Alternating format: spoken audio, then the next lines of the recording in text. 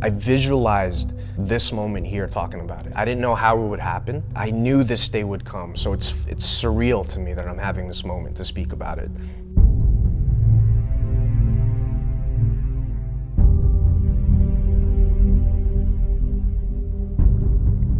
Who am I? I don't know. I don't know why I have such a hard time answering that question, even in preparation for this.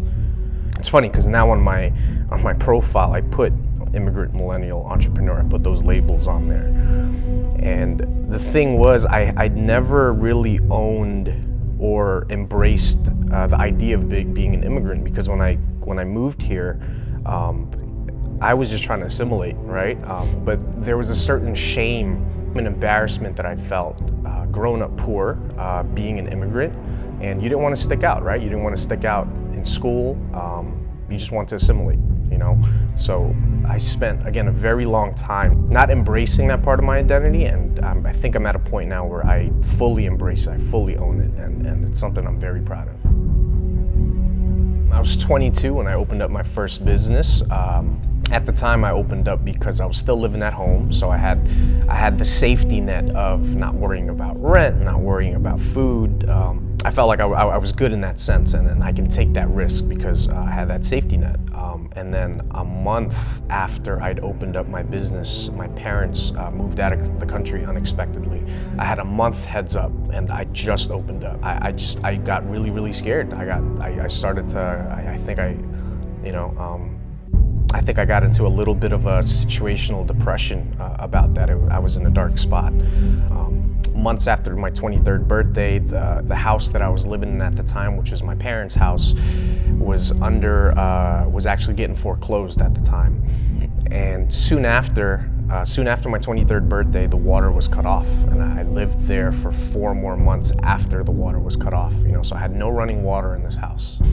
Luckily, my gym at the time had a shower. MC's parents, my fiance, they would let me sleep over there a few nights out of the week. I'd be able to shower there, or my best bro's house, Lloyd and Justin, I'd shower at their place. It was just a depressing situation. So Chaz lived about 6 blocks away from me at the time. It was weird because when we were going through this whole time, it didn't feel like we were going through something. It almost felt like Chaz's house just lost water and we just needed to help him, and it didn't feel like he was struggling because he hid it really well, and he hid it from me, he hid it from a lot of our close friends. And it was only until maybe a year or 2 after we left Jersey City, or rather he left Jersey City, is when we started to think about the crazy stuff that he's gone through. So probably like a month before I moved out, there was this family who lived either in this building or the building behind it, or right next to it, I should say. Their 2 sons were outside on their phones just hanging out one night, and then someone ran up, grabbed the phone, and took off and ran. The older brother chased after him. He chased them up this way. The dude who had the phone turned around and shot him and killed him, basically. And then what was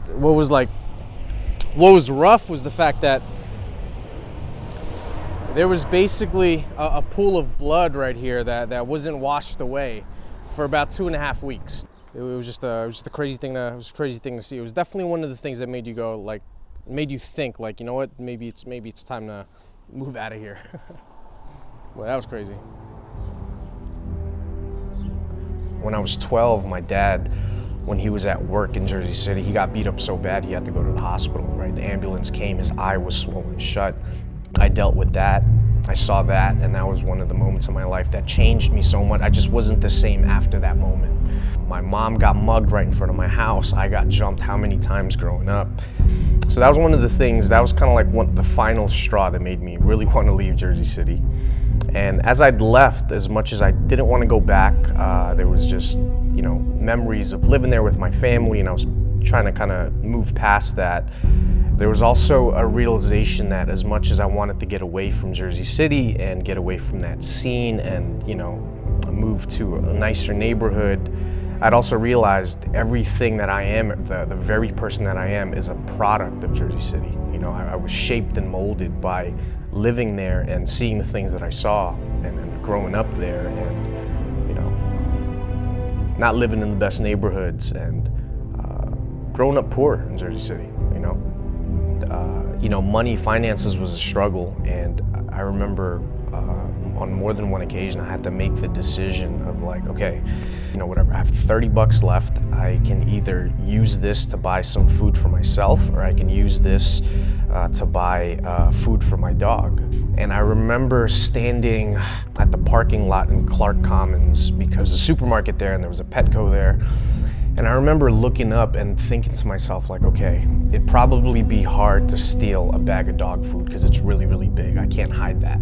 I think it'd be easier to steal food. So what I ended up doing with the money I had left was I spent it on the dog food for my dog, and then I went to the supermarket and I stole some food for myself.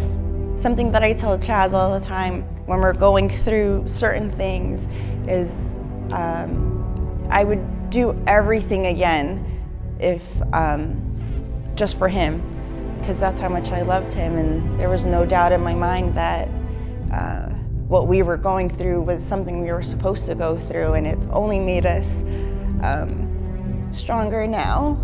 The only thing that I felt like I had was MC. I had MC next to me the whole time, supporting me, even financially when she had to, a lot of times. At the time, the only people who knew about it was MC, my buds Lloyd and Justin, and obviously my dog. It felt like that's all I had. But I kept trying to pull myself forward in time because I kept thinking that one day I'll be able to sit down and talk about this shit, and I can look back at it. I can look back at it differently. I can hopefully be a different person, hopefully be on the other side of this whole thing.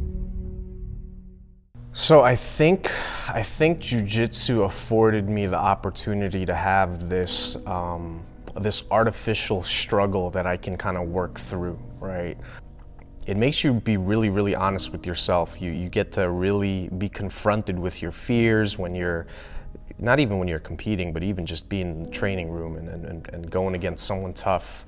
And it was actually my love for jiu-jitsu that made me want to do this whole thing, But then I also realized at the time, being a white belt at the time, that I can't obviously just open up an academy. I needed to pursue it in another way. And the next best thing was to open up a studio. That was kind of my other passion, was just physical culture and moving around. So jiu-jitsu did it all for me, man. Jiu-jitsu is really the thing that made me go. When I picked it up at 19, I was like, man, there's nothing else that I want to spend my time doing other than this. I identify so much with the idea of the hero's journey and of us going through struggle to come out the other side, and that's something I found with jiu-jitsu. So this guy I looked up to and still look up to, his name's Pete Isip. He owns Crank Systems. I remember a long time ago, he was talking about the difference between a trainer and a coach and why he prefers to use the term coach over trainer. A trainer essentially just trains people how to do stuff, right? How to do whatever, fill in the blank. Coach, on the other hand, helps build and develop people, not just a specific skill set. Doesn't just train them how to do a certain thing. They build and they develop people. With that being said, I see my role at the end of the day to help them get to their best self, whatever that may mean for them. And the vessel that I use, the vehicle that I use to help people get there is the vehicle of my business. It's through this, right? It's through strength and conditioning. It's through training.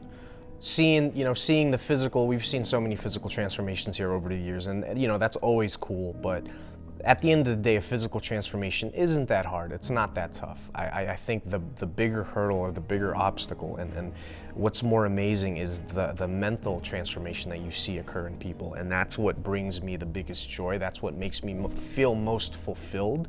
That's what makes me feel alive. And seeing that really makes me feel like I'm living out my purpose.